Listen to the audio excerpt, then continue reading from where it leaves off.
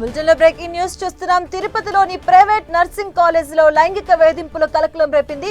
Varma college of nursing లో ఘటన జరిగినట్లుగా ఆరోపణలు వస్తున్నాయి. నిన్న అర్ధరాత్రి కాలేజీ చైర్మన్ వర్మ తనతో అసభ్యంగా ప్రవర్తించారని ఓ విద్యార్థిని ఫిర్యాదు చేసింది. కాలేజీ అధినేత వర్మను అదుపులోకి తీసుకున్నారు పోలీసులు. వర్మను కఠినంగా శిక్షించాలంటూ పిఎస్ వద్ద విద్యార్థి సంఘాలు ఆందోళన చేస్తున్నాయి.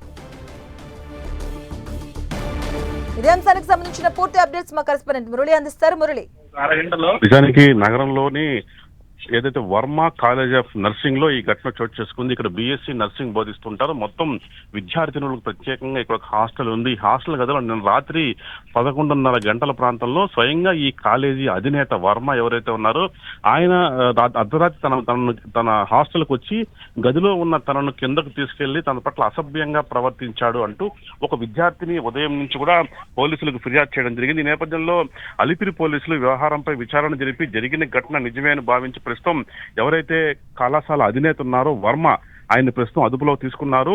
ఎవరైతే బాధిత విద్యార్థి నుంచి వాంగ్మూలాన్ని కూడా తీసుకోవడం జరిగింది. గతంలో ఇదే తరహాల వ్యవహారం ఏమైనా నడిపాడేమన్న కోణంలో కూడా విచారిస్తున్నారు. మొత్తంగా ఈ వ్యవహారంపై ఇప్పటికీ కేసు నమోదైంది. ఒక బీఎస్సీ నర్సింగ్ కళాశాల ఈ తరహాల లైంగిక వేధింపుల కలకలం నగరంలో సంచలనంగా మారింది. Okay, thank you Murali.